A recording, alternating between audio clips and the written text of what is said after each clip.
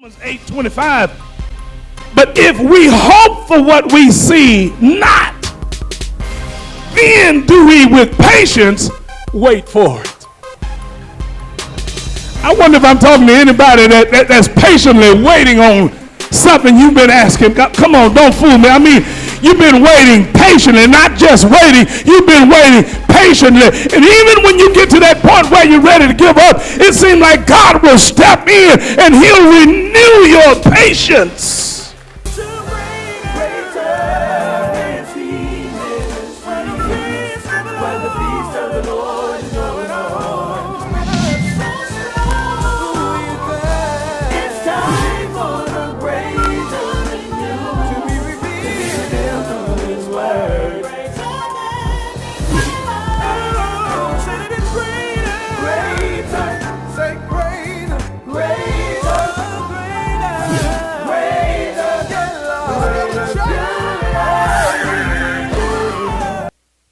I want to talk from this thought today. Yesterday's victories gives hope for today. Yesterday's victories gives hope for today. Thank you for standing, my brothers and my sisters, as the word of our God was read. Victories and overcoming of an enemy, achievement or mastery or success in a struggle or endeavor. Hope, desire accompanied by expectation of fulfillment. With those two definitions given on this morning, I'm sure that many of us who are here today know what it's like to keep coming up on the short end. No matter what we do, it just seems like things will never change. It'll never come to pass. We wake up thinking, today is going to be a better day. You prayed about it and you're in a good frame of mind. And before you know anything, here comes some trouble. Seems like the whole day is filled with problems. Money ain't right. Health never gets any better. People you thought you could trust keep letting you down. Brothers and sisters, I need you to know we can't afford to become overwhelmed by what we're dealing with. There's hope for every child of God. But hope can never come if you never change your focus. I want to talk about that because I looked at John chapter 10, verse number 10. It definitely talks about the thief. The thief cometh but for to steal, kill, and destroy. But instead of focusing on what we've lost, we need to be mindful of what the Lord said. He said, I've come that you might have life. And that you might have life more abundantly.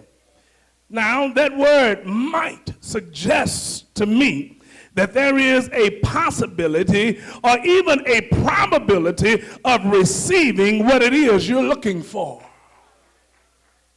That says to me there's some hope. Came that you might have life, that you might have it more abundantly. Abundance will never come if we continue to live our life in the negative.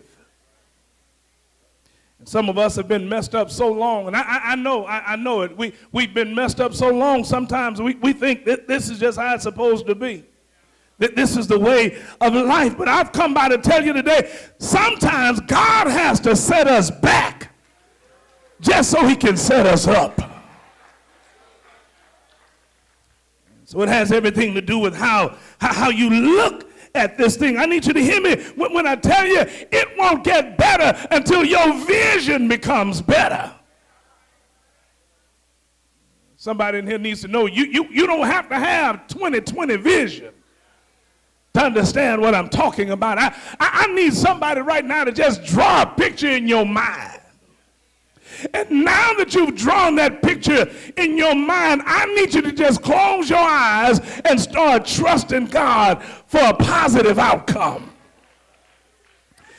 Come on, I've been in this thing so long, but God, I've drawn what it is I'm looking for in my mind. Now that it's in my mind, I'm trusting you that things are going to turn out a whole lot better. Now look, beloved, this goes beyond. It's much deeper than a name it and claim it theology. Because when you believe God, you can ask him for what you want, and it will come to pass. That's what the word of God declares to us. Is there anybody in here who can testify about God's grace? Because as tough as it may be right now, if you would remember, listen, it's not going to always be like this. Can you look at your neighbor and tell your neighbor, it's not going to be like this always?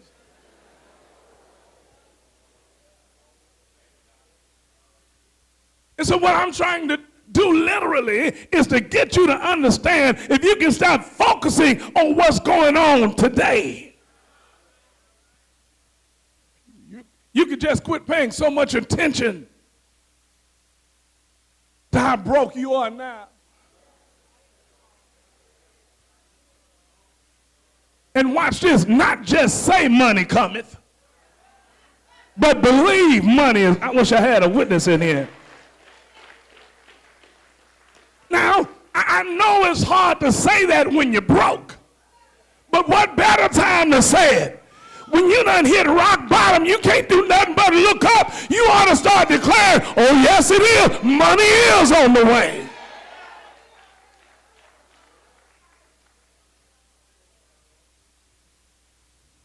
All of my sermons this year have been centered around faith and trust. Faith, brothers and sisters, is a form of hope. And many of us keep asking God for a faith increase, but I came by to tell you, God simply wants a faith that's for real. And I told you sometime in January, faith that has not been tested is faith that cannot be trusted. And when I looked in the Word of God, I found in Romans chapter 8, verse 24, Paul said, for we are saved by hope. But hope that is seen is not hope. Wow. For what a man seeth, why doth he yet hope for? I mean, if it's there, what am I hoping for? It's already there. He says in Romans 8:25, but if we hope for what we see not, then do we with patience wait for it. I wonder if I'm talking to anybody that's patiently waiting on something you've been asking. God, come on, don't fool me. I mean, you've been waiting patiently, not just waiting. You've been waiting patiently. And even when you get to that point where you're ready to give up, it seems like God will step in and he'll renew your patience. So the Psalter begins today's text by saying that God is the believer's refuge and strength. A refuge is a place of safety. During those times when I'm going through, it's good to know that God is a very present help. Watch this, y'all. That literally means he's preparing me for my solution. Truth be told, God is the solution. We have to trust him no matter what. In Psalm 23:4, David said, yea, though I walk through the valley and the shadows of death, I will fear no evil. Why, David? For thou art with me. And I believe I need to let somebody in here know today that it's better to go through it with God than to go through that thing by yourself.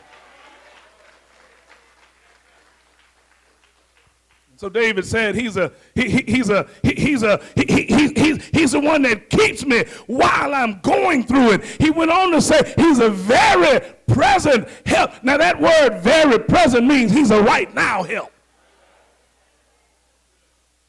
Now there are those